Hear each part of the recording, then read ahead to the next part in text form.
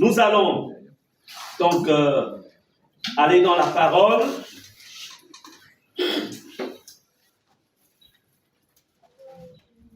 Bien-aimés, nous sommes aujourd'hui, c'est le dimanche de Pentecôte, et nous savons tous que la Pentecôte, comme on a commencé à l'expérimenter dimanche dernier, la Pentecôte, ce n'est pas en fait une simple fête. D'abord, ce ne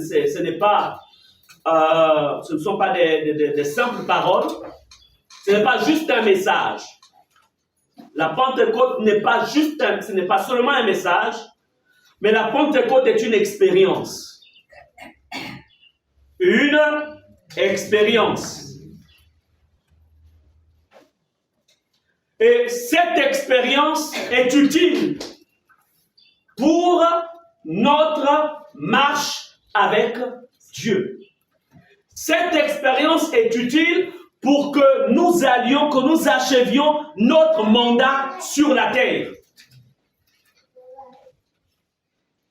Vous savez, et nous allons le voir dans les Écritures encore une fois, Jésus est monté, mais avant de monter, il a laissé des recommandations. Nous sommes ou nous ne sommes que la prolongation de Jésus. Parce que nous sommes membres de son corps. Donc, ce matin, je parlerai du Saint-Esprit. Cette troisième personne de la divinité. En Dieu, il y a trois personnes, nous le savons tous. Le Père, le Fils et le Saint-Esprit. Amen. Amen. Donc, allons-y rapidement dans Luc chapitre 3, verset 16. Luc 3, verset 16. Et je demanderai à ceux qui gèrent mon timing, faites tout pour que j'intervienne en 45 minutes. Luc 3, verset 16. Il est dit ceci, il leur dit à tous, qui? Jésus. Plutôt Jean-Baptiste, autant pour moi. Jean-Baptiste s'adresse en fait aux disciples, à Israël. Moi je vous baptise d'eau, mais il vient, celui qui est plus puissant que moi, et je ne suis pas digne de délier la courroie de ses souliers. Lui qui, Jésus, il vous baptisera du Saint-Esprit et de feu. Donc, il dit, en ce qui concerne l'Église, en ce qui concerne ceux qui croiraient en moi, au-delà du simple fait de croire en mon œuvre, il vous faudra être baptisé. Répétons, baptisé. Baptisé. Du Saint-Esprit et de feu. Le baptême, ici, c'est une immersion. C'est être plongé. Quand on dit baptême, c'est être plongé. Donc, Jean-Baptiste dit à Israël, aux Juifs, il leur dit, celui qui vient après moi, Jésus, lui, il vous couvrira. Parce que baptisé, c'est fait plongé, donc il est totalement couvert. Alléluia. Amen. Le Saint-Esprit, c'est la puissance, en fait, c'est la dimension de la puissance de Dieu. Donc il dit, vous serez couverts de la dimension de la puissance de Dieu. Alléluia. Amen. Alors, un enfant de Dieu sans puissance est exposé au programme ou au plan des ténèbres. Un enfant de Dieu qui n'a pas n'est pas couvert, n'est pas baptisé, n'est pas plongé dans la puissance de Dieu, regardez comment les anges ont travaillé en sa faveur. Il ne savait pas qu'on lui avait fait ingurgiter inconsciemment un poison. Mais le Seigneur savait. Amen. Il a déployé ses anges. La première chose qui se passe lorsqu'il va à l'hôpital, c'est qu'on lui fait un lavage de son estomac. Ça là, c'est le Seigneur qui est en train de conduire maintenant les choses. Si on ne lui aurait pas nettoyé l'estomac, les choses se seraient accélérées négativement. Mais puisque la puissance de Dieu travaillait en sa faveur, alléluia, les mains, en fait, de ces médecins-là, ou cette infirmière, qu'importe aussi, en fait, ils ont orienté les choses. Il n'y a pas de hasard.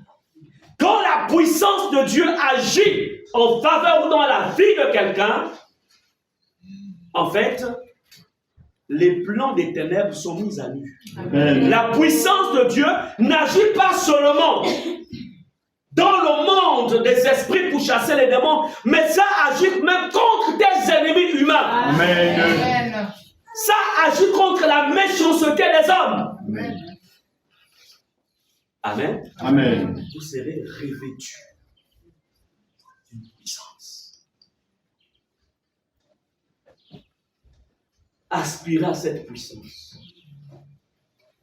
Aspirez à la puissance de Dieu. Aujourd'hui, malheureusement, plusieurs personnes vont chercher la puissance dans des initiations, vont chercher la puissance dans des rites, dans des milieux occultes. Ça, c'est une puissance inférieure. Certes, il y a de la puissance dans ce jeu, mais c'est une puissance inférieure. Mais la puissance de Dieu, c'est la puissance suprême. Quelqu'un dans leur monde là peut avoir une puissance plus 10. En mathématiques, on dit que plus 10, moins 10, ça donne combien? 0. Mais la puissance de Dieu, c'est une puissance infinie. Amen. On ne peut pas la déduire. Est-ce qu'on est ensemble? Amen. Recherchez la puissance du Saint-Esprit. Recherchez-la. Et ce matin, le Seigneur est prêt à faire quelque chose de tel. Dans Acte 1, verset 4 à 5, notre ancienne n'est pas là, elle est en déplacement, mais elle nous suit certainement en ligne. Vous avez activé les données mobiles? Ok. Alors, donc, la Bible nous dit ceci dans Acte 1, verset 4 à 5.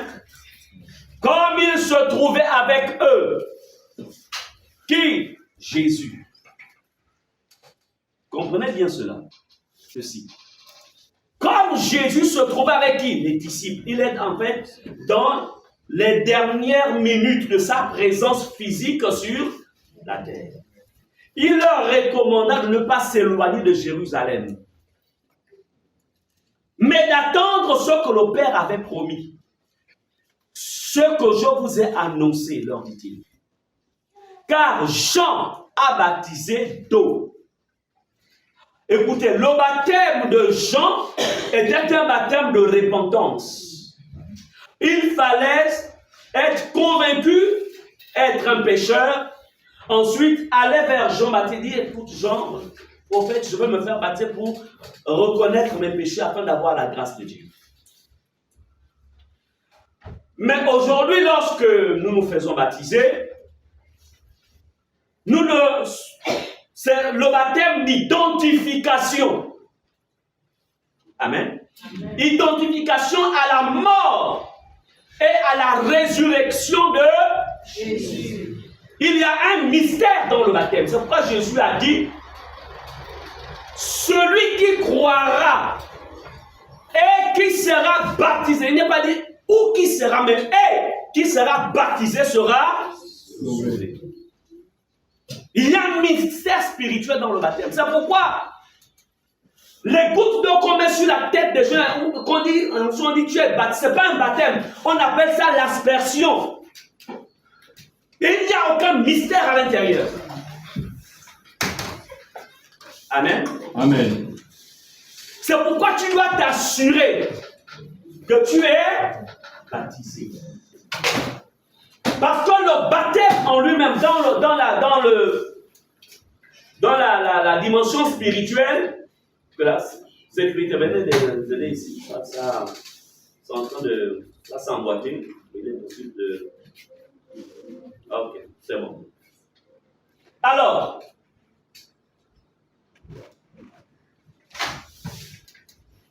je vais remettre mon. De là. 1, 2, 3. Ok. On gère le son, genre là. Alors, c'est quoi le mystère du baptême? Vous savez, lorsque nous sommes sortis du sein de nos mères, par exemple, on a des bébés ici, on voit la. Bonjour sœur, ça va? Tu peux, viens avec ton bébé ici, viens. Oui, viens avec ton bébé.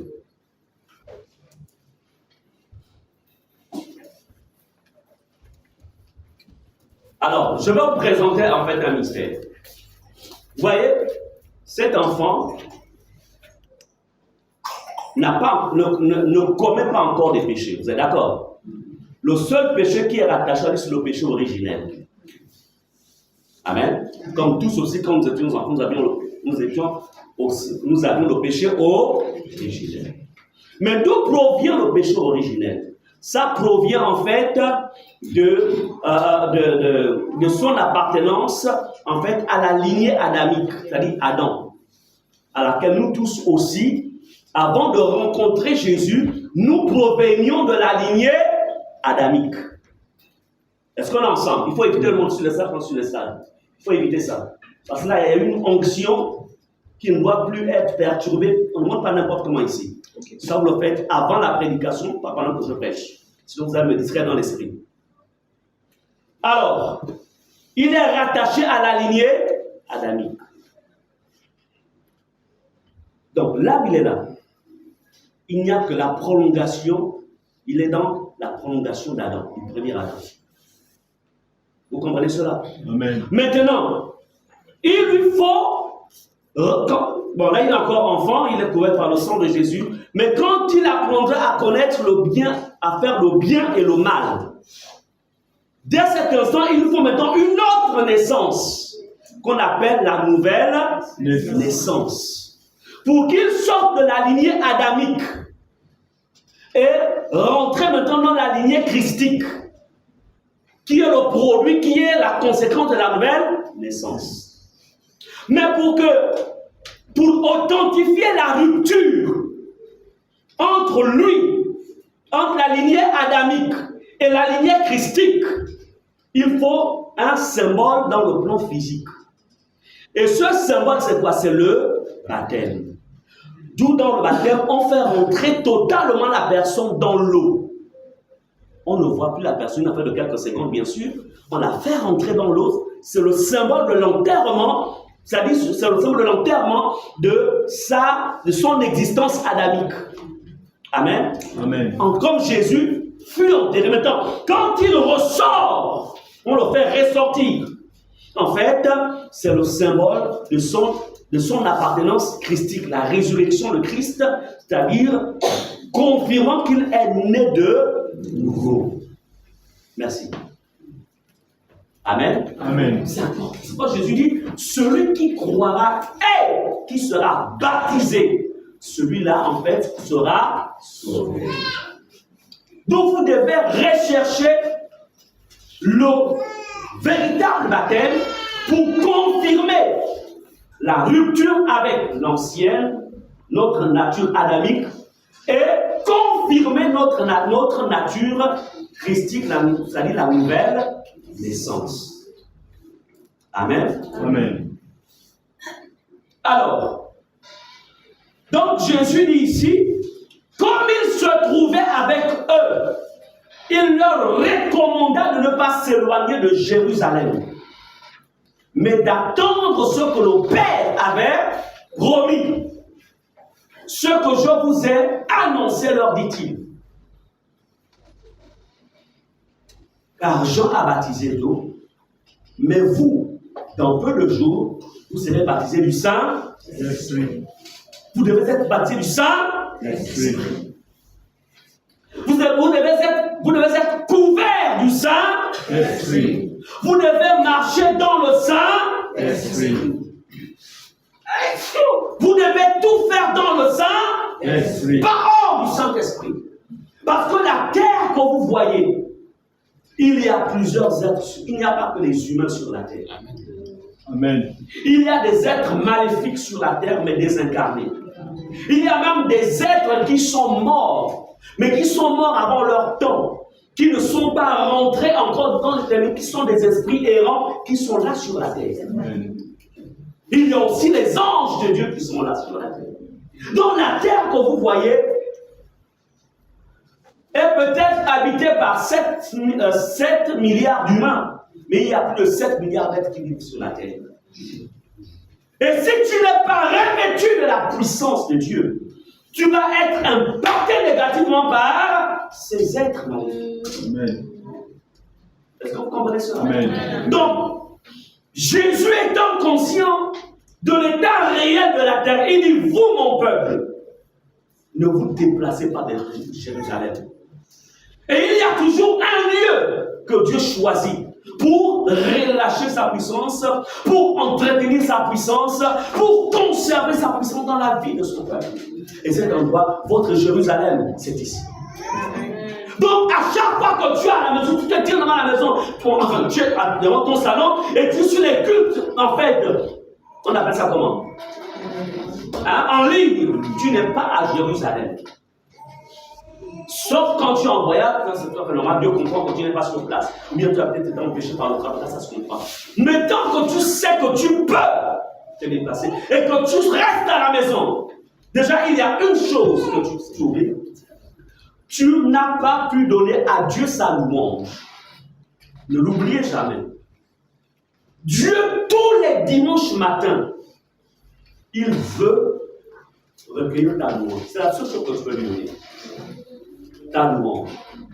Et quand il vient, les anges de Dieu, là ce matin, ils sont là. Ils attendent ta louange. Ils veulent recueillir le fond de ta louange. Mais tu n'es pas là. Tu es absent. Dieu te dit, mais il est où? Pourquoi il ne m'a pas envoyé ça, le fond de sa louange aujourd'hui? Vous comprenez cela? Il y a des mystères dans les cultes que vous ne pouvez peut-être pas imaginer. Amen. Amen. Amen. Lorsque tu es à la maison, parce qu'il y a ce qu'on appelle l'onction corporative, il y a une puissance dans le corps. Il faut comprendre cela. Donc il dit, ne vous déplacez pas. Verset 5, car Jean a baptisé d'eau, mais vous, dans peu de jours, vous serez baptisés du Saint-Esprit. Verset 8, mais vous recevrez une puissance. Maintenant, il a dit aux prophètes, il a dit aux apôtres, il a dit aux docteurs, il a dit aux évangélistes, il a dit aux enseignants, vous recevrez une puissance. Amen. Amen. N'est-ce pas ça avec qu'il a dit cela? Non. Il a dit à tout le corps, à tous ceux qui croiraient. Donc, tout enfant de Dieu, tout croyant en Jésus, doit être revêtu de la puissance de Dieu. La puissance d'en haut. Amen. Amen. C'est important. Donc, sortez de cette confusion dans laquelle on a embrigadé certains en vous faisant croire qu'il n'y a que le pasteur qui a la puissance. Il n'y a que l'apôtre qui a la puissance. Il n'y a que le docteur qui a la puissance. Ça, ce n'est pas un message de la Nouvelle Alliance. C'est l'Église de Jésus qui a la puissance, qui est appelée à avoir la puissance de Dieu. Maintenant, il y a ce qu'on appelle différentes onctions. Amen. Ou différents degrés.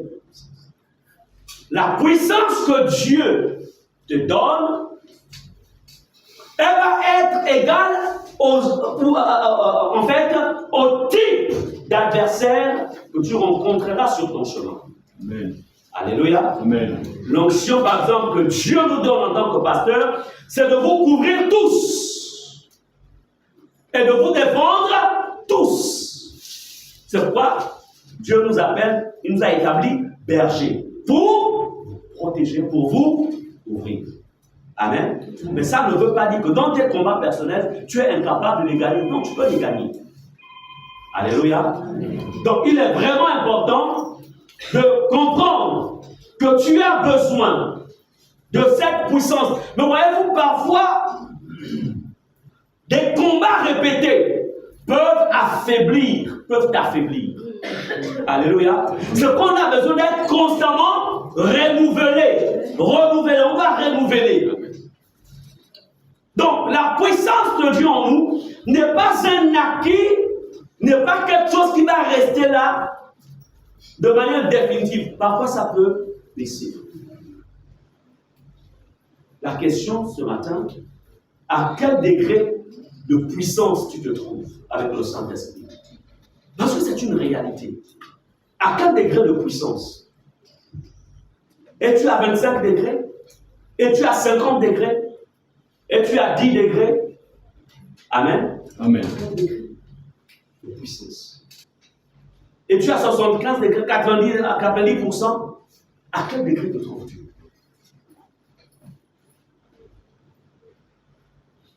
Alors, regardez ceci. Mais vous recevrez une puissance, le Saint-Esprit survenant sur vous, serez m'éclairant à Jérusalem, dans toute la Judée, dans la Samarie, jusqu'aux extrémités de la terre. Jésus, après avoir dit cela, verset 9, il fut élevé pendant qu'il le regardait, et une nuée le déroba à leurs yeux. C'est-à-dire qu'après, Jésus monta. Et quand il arriva au ciel, la Bible, il s'assit à la droite de Dieu, le Père. Alléluia. Présentement, Jésus est assis à la droite de Dieu, Père, où il intercède. C'est quoi il dit? Je ne vous laisserai, je ne vous laisserai pas orphelin.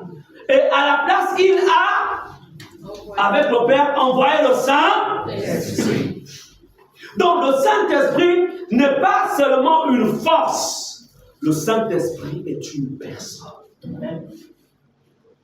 Alléluia. Amen. Ce qui fait de toi une personne, ce n'est pas le corps là. Et c'est là où beaucoup d'entre vous vous trompez. Vous êtes déjà rentré on appelle ça comment? Vous êtes déjà arrivé dans un endroit où il y a un mort. Le mort est exposé. Hein? Vous êtes arrivé, non? Alors,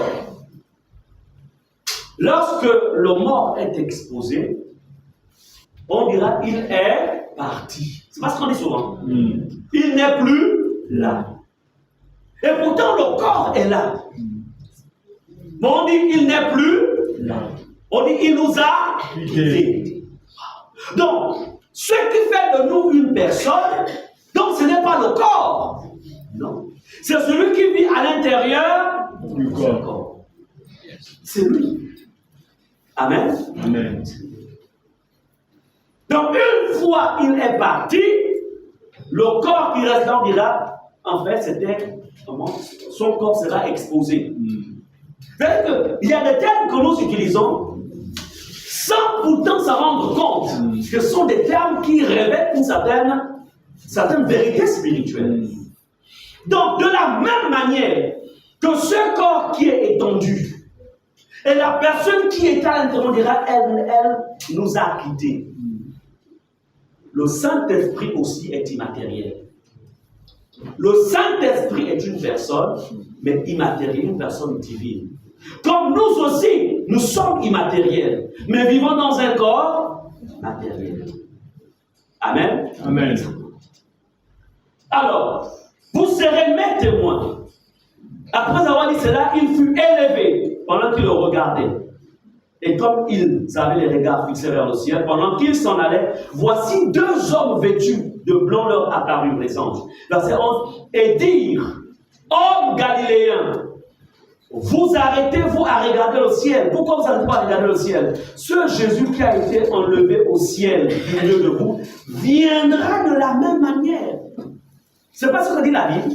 Si la Bible dit que ce Jésus que vous avez vu en fait élevé au ciel viendra, donc ça dit qu'il n'est pas là, non? Restons dans les Écritures. Ça veut dire que Jésus, physiquement, il n'est pas sur la terre. Amen. Puisqu'on dit il viendra, il va revenir. Mais qui est avec nous sur la terre? C'est celui que beaucoup parmi vous, en fait, vous négligez.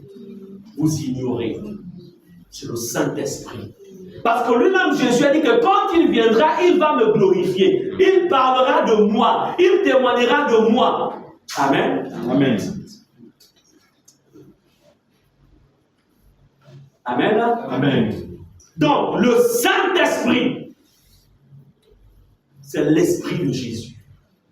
C'est l'Esprit de force. C'est l'Esprit de puissance. C'est l'Esprit de protection. C'est l'Esprit de victoire. C'est celui qui nous accompagne partout. Il est là-dedans. On avait dit qu'il sera avec vous éternellement. Alléluia. Amen. Pendant que le frère, dans son témoignage, était en fait dans cet état où il était affaibli, mais le Saint-Esprit était à l'intérieur de lui. Il veillait sur lui, il le gardait, il l'encourageait. Amen. Amen. Il y a des moments où en fait, comme il nous l'a témoigné tout à l'heure, il avait la volonté de vouloir faire certaines choses qu'il ne pouvait pas faire. Alléluia. Amen. Et là, il n'y a que sa foi. La Bible dit qu'il priait. Tout dans son moment, il dit, je priais qu'on ne me perd pas. Alléluia. Amen. Mais il parlait avec qui? Il parlait avec Jésus. Amen. Amen. Il parlait avec le Saint-Esprit qui est à l'intérieur de lui. L'Esprit de Jésus.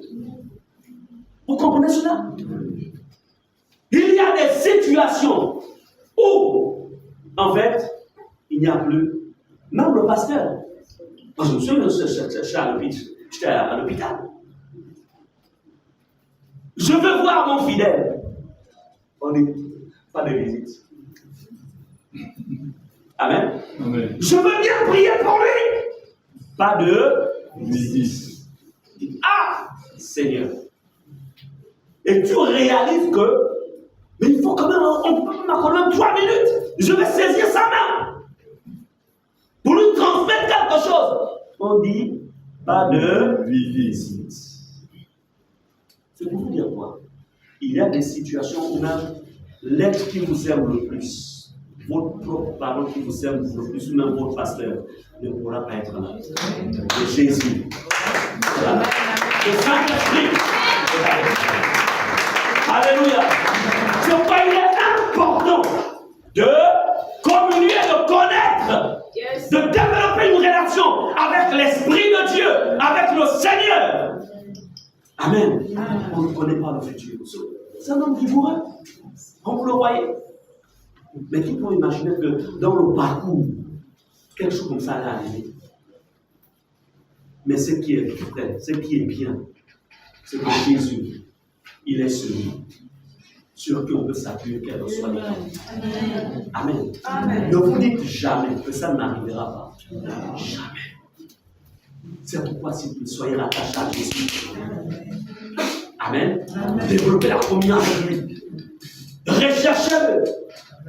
Chaque jour. Recherchez Jésus. Bien-aimés, dans Actes 2, verset 1, la Bible dit, après que Jésus leur ait annoncé cela, le jour de la Pentecôte, comme aujourd'hui, ils étaient tous ensemble dans le même lieu. Comme ce matin, nous sommes tous ensemble dans le même lieu. Alors, tout à coup, il vint du ciel un bruit comme celui d'un vent impétueux. Et il remplit toute la maison où ils étaient assis. La présence de Dieu. Comme ce matin, on va encore passer du temps dans cette présence. Parce que moi, je veux ma dose. Oh, dis, je veux ma dose. Alléluia. La dose, la plénitude. Elle dit, des langues semblables à des langues de feu. leur apparurent, séparés les unes des autres, et se posèrent sur chacun d'eux. Et furent tous remplis du Saint-Esprit. Il y a une différence entre avoir le Saint-Esprit et être rempli du Saint-Esprit. Yes. Lorsqu'on reçoit Jésus dans notre vie, le Saint-Esprit vient prendre place. Maintenant, il y a ce qu'on appelle la plénitude du Saint-Esprit. Et vous avez besoin de cette plénitude.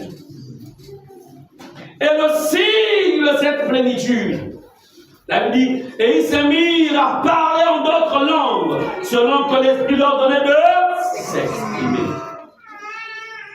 Bien-aimés, dans Acte 2, 38, il y a la condition qui nous est présentée, qui nous est donnée. Pierre leur dit, alors pendant que les Juifs, tous ceux qui étaient là et les écoutaient parlant d'autres langues, ils étaient ivres du Saint-Esprit, ils se tournaient, ils se disaient, mais qu'est-ce qui leur arrive? La Bible nous dit, Pierre leur dit, répentez-vous et que chacun de vous soit baptisé au nom de Jésus-Christ pour le pardon de vos péchés et vous recevrez le don du Saint. Comment recevoir cette plénitude? 1. Il faut se repentir de ses péchés. Il faut confesser et décider d'abandonner ses péchés. Et avoir la soif de cette plénitude. Avoir la soif de cette présence. Alléluia. Même si tu l'as reçu hier, tu as cette plénitude hier ou avant-hier. Mais tu devras dire, Seigneur, j'en veux encore ce matin. Je veux être débordant de cette présence. Alléluia. Amen. Amen. Amen. Je veux être débordant. Bien-aimés, ce matin, je voudrais vous encourager d'être disposés.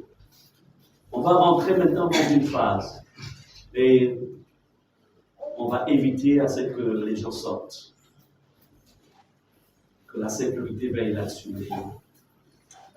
C'est le temps où chacun pour sa part va demander, va être connecté avec le Saint-Esprit.